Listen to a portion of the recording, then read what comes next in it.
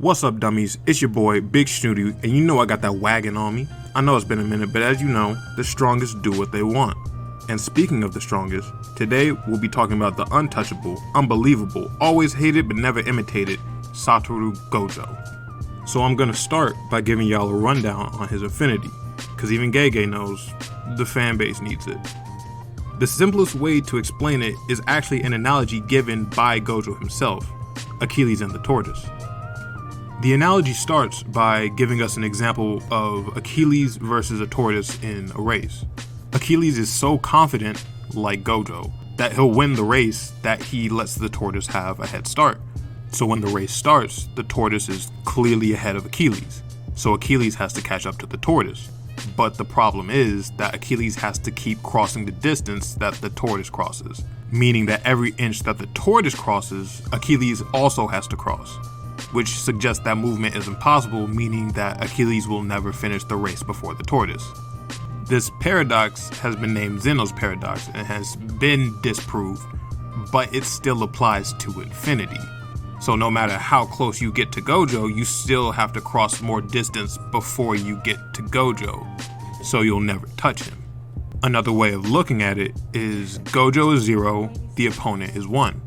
No matter how many numbers are between 0 and 1, 0 will never become 1. So they will never touch. So you will never touch Gojo. It's broken.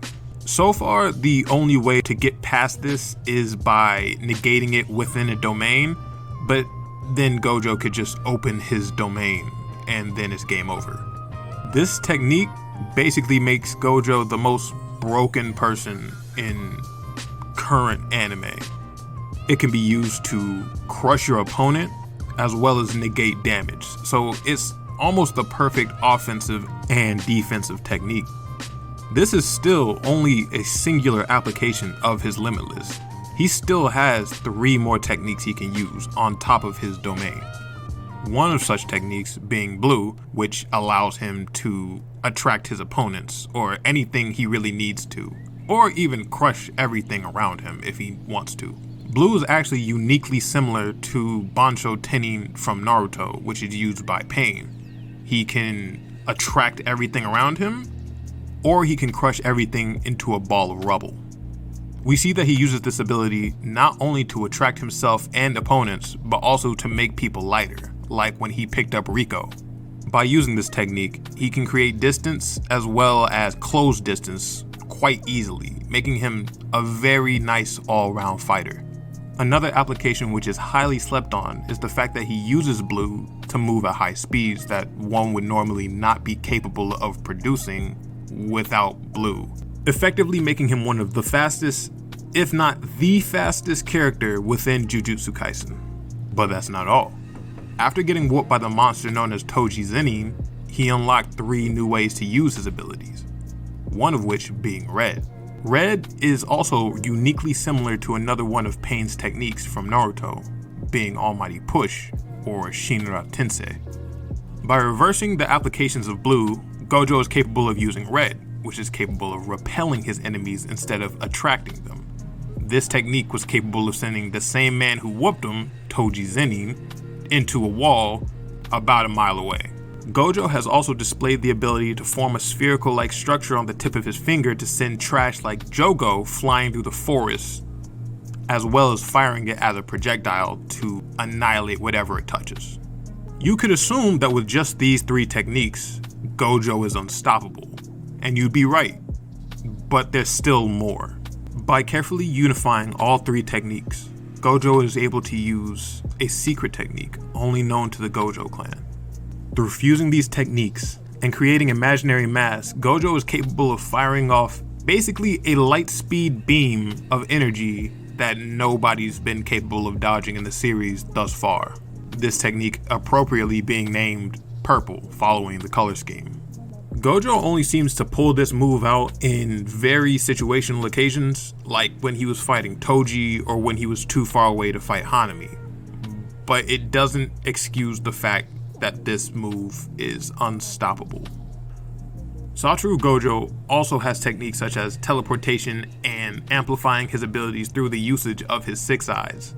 but neither of which have been properly explained enough for me to comment on them. He's displayed the ability to fly as well, but how he flies is still a mystery.